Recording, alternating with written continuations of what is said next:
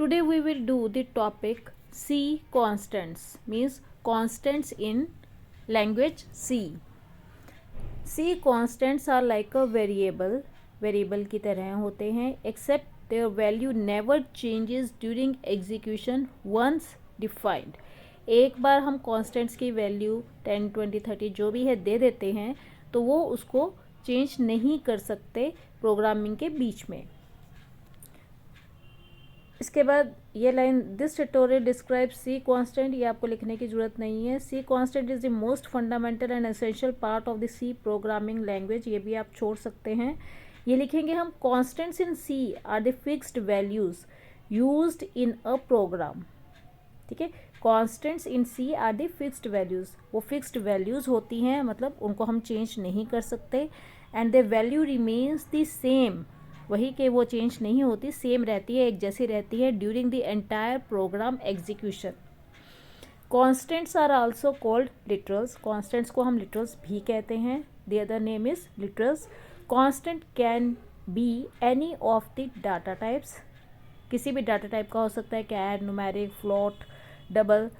It is considered best practice to define constant using only upper case names. Upper case means capital letters को use करके हम उनको define करें, ये एक अच्छी प्रैक्टिस होगी. इसका एग्जांपल देखते हैं.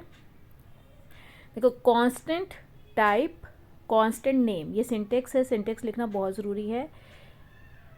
पहले कांस्टेंट क्या है, कीवर्ड है. टाइप मीन्स उसका हमें डाटा टाइप देना है, फिर कांस्टेंट का नेम लिखना है. अब नीचे एग्जांपल देखते हैं हम. Hash include standard input output header files को हम इंक्लूड कर रहे हैं. Void means no return type, main हमारा मेन फंक्शन है, यहाँ से एग्जीक्यूशन स्टार्ट होती है. करली ब्रैकेट में इसकी बॉडी है. कांस्टेंट ऊपर हमने देखा था सिंटेक्स में, कांस्टेंट हमारा कीवर्ड है. इंट डाटा टाइप है. साइड हमने एक कांस्टेंट डिक्लेयर किया है. देखो ये कैपिटल लेटर मतलब अपर केस में हमने लिखा है साइड. वैल्यू कितनी डाली है हमने साइड में, 10, क्योंकि ये इंटीजर वैल्यू स्टोर करेगा. इसका डाटा टाइप हमने इंट दिया है. ठीक है, बाकी नीचे इंट एरिया है. एरिया हमने एक वेरिएबल डिक्लेयर किया है इंटीजर डाटा टाइप का. साइड को साइड से मल्टीप्लाई करके एरिया क्या होता है, साइड इंटू साइड, तो वो एरिया में स्टोर हो जाएगा. और फिर प्रिंट एफ करके हमने उसकी वैल्यू को डिस्प्ले किया है. अब इसका आउटपुट क्या आएगा, the area of the square with side 10 is, अगर हम वैल्यू 10 डालते हैं तो हमारा एरिया क्या आएगा, 10 इंटू 10 करके 100 स्क्वेयर यूनिट्स. तो ये हमारी कांस्टेंट वैल्यू थी 10. साइड की वैल्यू हमने 10 कांस्टेंट पुट की थी, इसलिए 100 वैल्यू आई है. कांस्टेंट टाइप्स इन सी, अब हम इसके टाइप्स पढ़ेंगे. न्यूमेरिक कांस्टेंट्स होते हैं integer and real. Character constant में आता है single character constant, string and backslash character constant. Integer value हम सबको मालूम है, इंटीजर वैल्यू होती है, तो इसमें कंप्यूटर की लैंग्वेज में decimal, octal and hexadecimal 3 types की होती है ये. ठीक है, नीचे इसके एग्जांपल दिए गए हैं. ये सारी इंटीजर कांस्टेंट वैल्यूज़ में इंक्लूड होती है.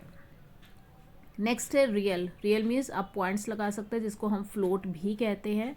The numbers containing fractional part like 99.25 decimal numbers called real or floating point constant. Next आता है आपका single character constant.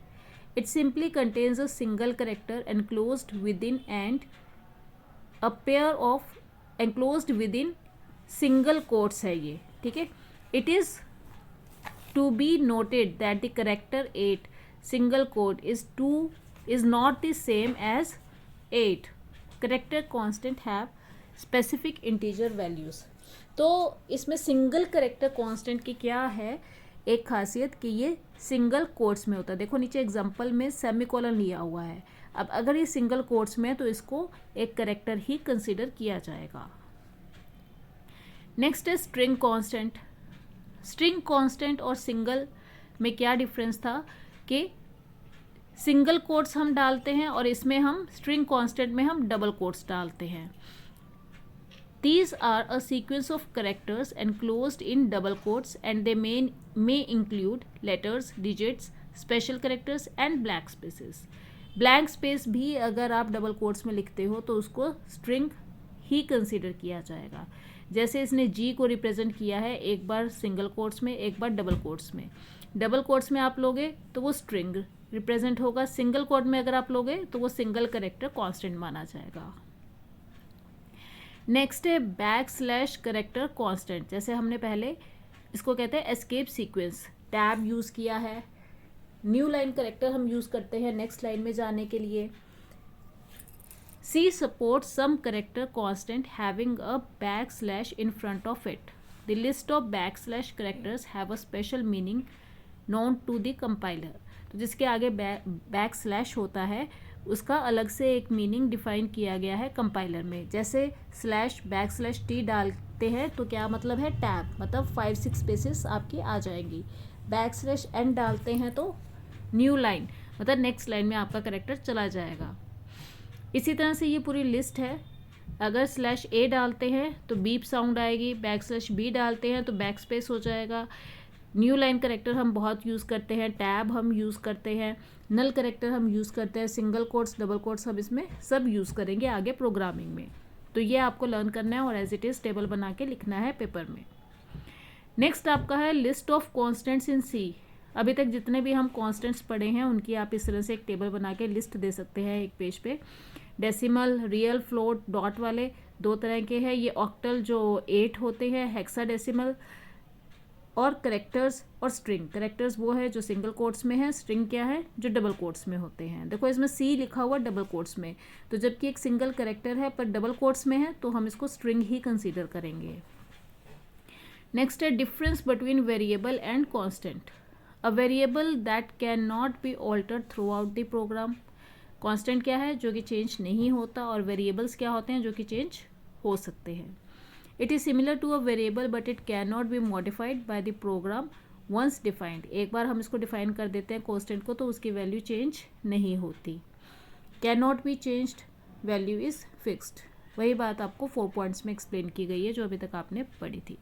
इस तरह से आप लिखेंगे तो आपको कंप्लीट नंबर मिलेंगे। कांस्टेंट की ये कंप्लीट थ्योरी है इन सी।